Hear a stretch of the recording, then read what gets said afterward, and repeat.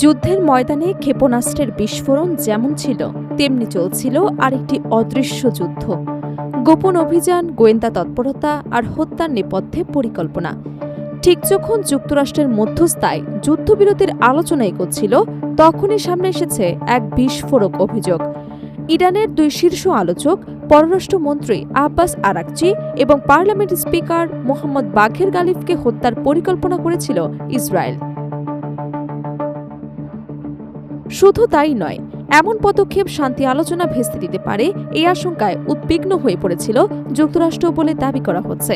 যদি এসব অভিযোগ সত্য হয়, তবে মধ্যপ্রাচ্যের সাম্প্রতিক সংঘাতের নেপথ্যের চিত্র নিয়ে নতুন প্রশ্ন উঠতে পারে। কি ঘটেছিল পর্দার আড়ালে? মার্কিন কর্মকর্তাদের দাবি, তেহরানের সঙ্গে অন্তর্বর্তীকালীন শান্তি চুক্তি নিয়ে যখন ওয়াশিংটন কূটনৈতিক তৎপরতা চালাচ্ছিল, ঠিক সেই সময় ইসরায়েল তাদের ইরানের শীর্ষ নেতৃত্বের বিরুদ্ধে আরও কঠোর পদক্ষেপ নিতে পারে এমন আশঙ্কা তৈরি হয়।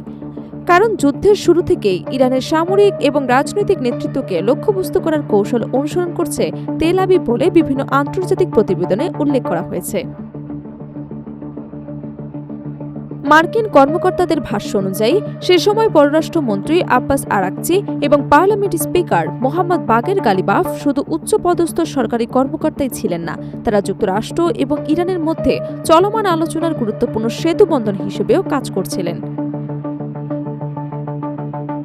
তাদের এই হামলার শিকার হলে শান্তি আলোচনা ভেঙে পড়তে পারে এবং সংঘাত আরও তীব্র আকার ধারণ করার আশঙ্কা ছিল।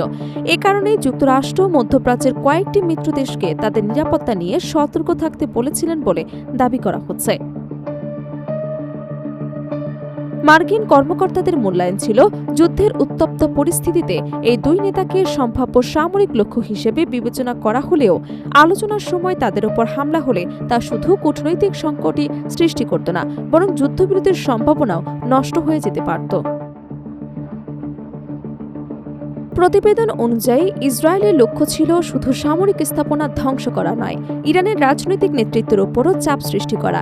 এমনকি ভবিষ্যতে যাদের সঙ্গে আলোচনার সম্ভাবনা ছিল, সে বাস্তববাদী নেতারাও সম্ভাব্য লক্ষ্যবস্তুর তালিকায় ছিলেন বলে দাবি করা হচ্ছে। এই তালিকায় সাবেক পার্লামেন্ট স্পিকার আলী লারিজানি এবং সাবেক পররাষ্ট্র কামাল খারজকাজির নামও উল্লেখ করা হয়েছে। মার্কিন কর্মকর্তাদের মতে, যুদ্ধ শুরুর পর খুব অল্প সময়ের মধ্যে যুক্তরাষ্ট্র এবং ইসরায়েলের কৌশলগত লক্ষ্য আলাদা হতে শুরু করে।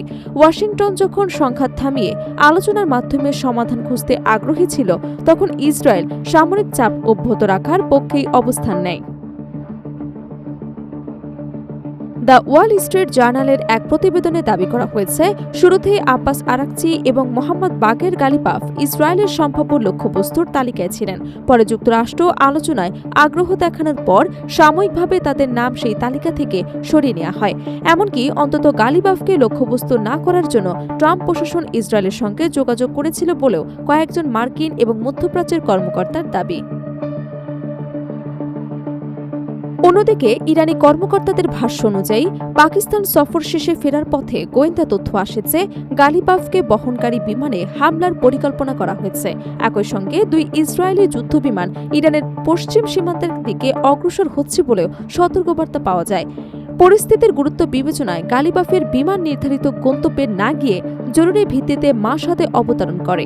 পরে প্রতিনিধি দলটি প্রায় ৮ ঘণ্টা স্থলপথে ভ্রমণ করে তেহরানে পৌঁছায়। ইরানি কর্মকর্তাদের দাবি, এর আগেও গালিবাফ অত্যন্ত দুবার প্রাণঘাতী হামলা থেকে অল্পের জন্য রক্ষা পান। তাদের ভাষ্য অনুযায়ী একটি বাংকারে উচ্চ পর্যায়ের বৈঠকের সময় হামলায় তিনি ধ্বংসস্তূপের নিচে চাপা পড়েছিলেন, পরে তাকে উদ্ধার করা হয়। তবে নিরাপত্তা ঝুঁকি এবং হত্যার আশঙ্কা সত্ত্বেও ইরানের আলোচকরা কূটনৈতিক উদ্যোগ থেকে সরে আসেনি। মে মাসে তারা কাতারে এবং জুনে সুইজারল্যান্ডে মার্কিন প্রতিনিধিদের সঙ্গে বৈঠকে অংশ নেন। অর্থাৎ সংঘাতের মধ্যেও আলোচনা চালিয়ে যাওয়ার সিদ্ধান্তে অটল ছিল তেহরান। এদিকে ইসরায়েল এখন পর্যন্ত এসব অভিযোগের বিষয়ে কোনো আনুষ্ঠানিক মন্তব্য করেনি। অন্যদিকে যুক্তরাষ্ট্রের পক্ষ থেকে জানানো হয়েছে, প্রেসিডেন্ট ডোনাল্ড ট্রাম্প এখনও মধ্যপ্রাচ্যের শান্তি প্রক্রিয়া অব্যাহত রাখার পক্ষে অবস্থান করছে।